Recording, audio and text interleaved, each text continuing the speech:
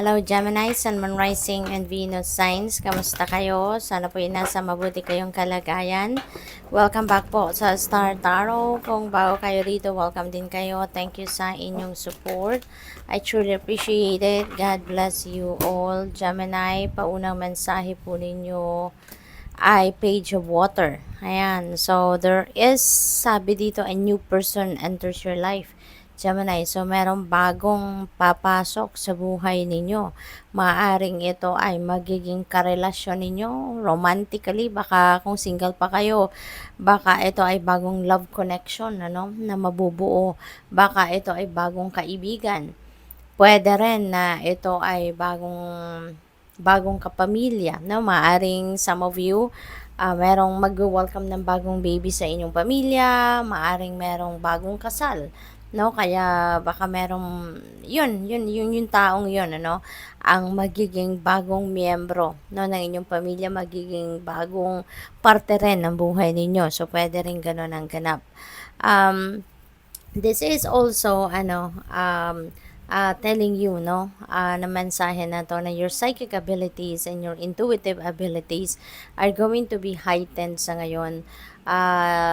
Ngayon yung inyong mga malakas ang radar ninyo, kumbaga, no, Gemini. Kaya take advantage of that, no, kasi ibig sabihin nito, kaya kayo nire-remind nito para mag-pay attention kayo doon sa inyong mga psychic abilities, sa inyong mga intuitive abilities, kasi mayroong mga guidance, no, na ipapadala sa inyo ang universe, intuitive messages, baka meron dito mga signs, symbols, synchronicities na ipapakita sa iyo. Meron dito sigurong mga vision, no, na nadadating sa inyo, Gemini, kaya pay attention to that kasi that's going to be a guide para sa inyong sitwasyon sa ngayon.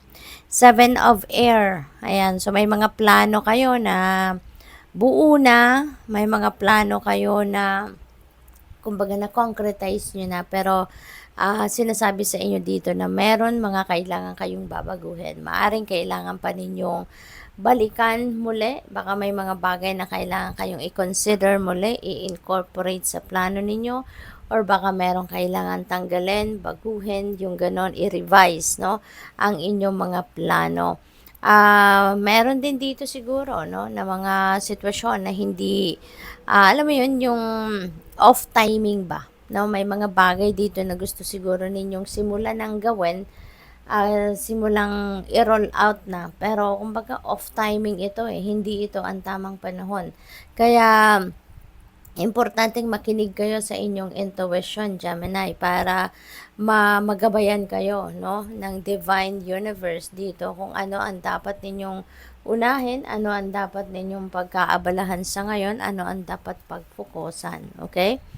We have King of Air. Ayan, so naguguluhan ng iba siguro sa inyo. Merong confusion, may mga nangyayari siguro sa ngayon na bizarre ang dating sa inyo. Kaya maybe you are going to reach out to someone, a professional, na mahihingian ninyo ng guidance, mahihingian ninyo ng tulong, na magkaroon kayo ng clarity about your situation. No? So probably merong ganong sitwasyon at kailangan ninyo rito ng pagbabalanse, no, ng inyong mental and emotional aspect, no, para nang sa gayon siguro magkaroon kayo ng mas magaan na journey sa buhay ngayon, magkaroon kayo ng kalinawan sa inyong isipan, magkaroon din kayo ng tranquility, no, sa damdamin ninyo kung kayo ay makakahanap ng clarity sa inyong sitwasyong pinagdadaanan sa ngayon. We have Six of Air. This is moving on energy. So siguro ang sitwasyon na to na naguguluhan kayo could be this situation. Kasi baka gusto ninyo, nahihirapan na siguro kayo sa sitwasyon, kaya gusto na ninyong iwanan kung ano man ang sitwasyon na to. Pero baka mayroong nag-hold back sa'yo, kaya na mas lalo kayong naguguluhan. So, maaaring ito yung kinakailangan ninyo ng guidance, no? Kung ano nga ba ang best na gawin ninyo, ano ang tama na move na gagawin ninyo rito. Kasi kung ano man ang sitwasyon ninyo dito sa Six of Air, maybe this is something na toxic na para sa'yo, alam ninyo na nahihirapan na kayo dito, it's taking a toll on you, or baka very unhealthy na, no, yung pakiramdam ninyo rito. Kaya siguro ang isip ninyo gusto nang iwanan ang sitwasyon na to, pero maaari yung puso ninyo baka kumukontra, no. Kaya dahil naguguluhan kayo, so you are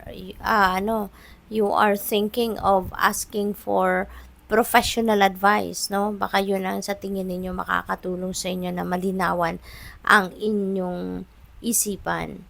So, some of you, maybe going to end up talaga ending a difficult situation dito. So, maybe magkakaroon talaga ang iba sa inyo siguro dito ng direction towards, heading towards a new path, a new life, no? Maaring ito na talaga yung pagtutuldok ninyo sa difficult situation na kinabibilangan ninyo sa ngayon.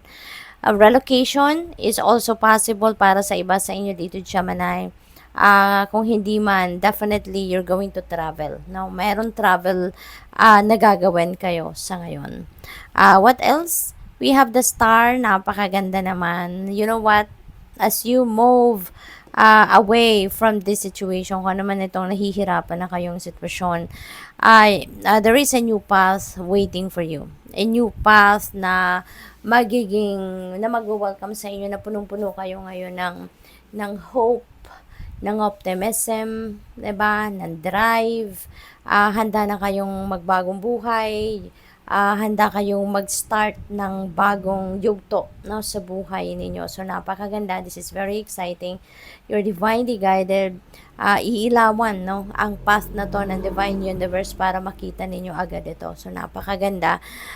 Wishes are coming true as well, Gemini. Meron kayong mga wishes na makakamit nyo na sa ngayon. Kaya this is also happy times para sa iyo, no? So good luck po. What else? We have Queen of Water.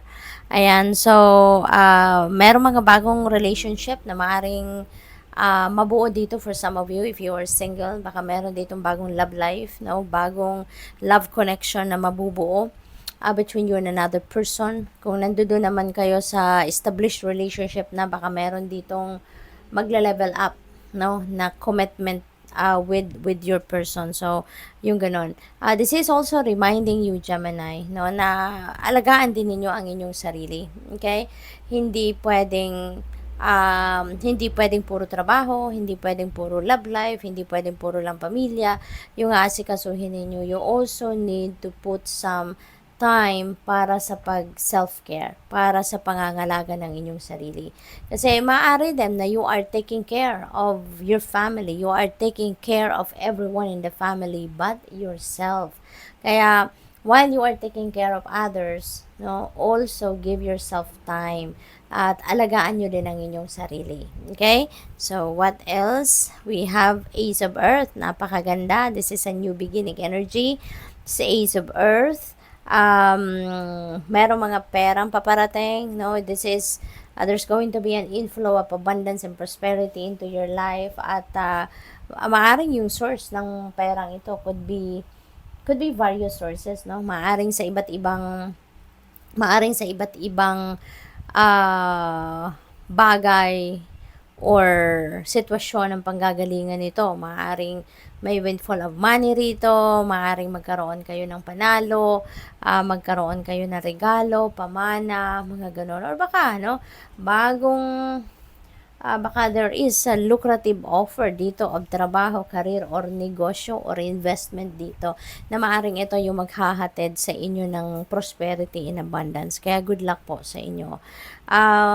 Maybe there are also important documents or kontrata na i-review kayo sa ngayon. Maaari din may mga pipirmahan kayo, agreements, baka ito ay bagong, kunyari, job order, no, sa inyo. Baka meron kayong bagong posisyon, baka kayo ay mapopromote, so may bago kayong kontratang pipirmahan. Probably then ito kontrata siguro of business partnership, or baka meron ditong bumili ng bahay, bumili ng property, or nagsisell ng bahay or property, yung ganon. So may mga documents kayo na maaring i-review at pipirmahan sa ngayon.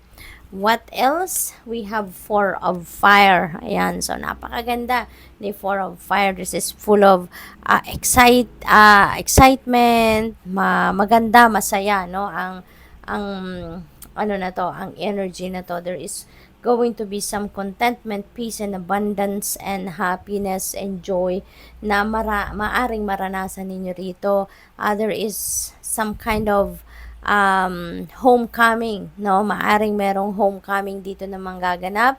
Baka kayo ay magagaling pa sa ibang lugar, magta-travel home kayo para makasama ang inyong pamilya. Baka may reunion dito, mga magkakaibigan, reunion ng pamilya.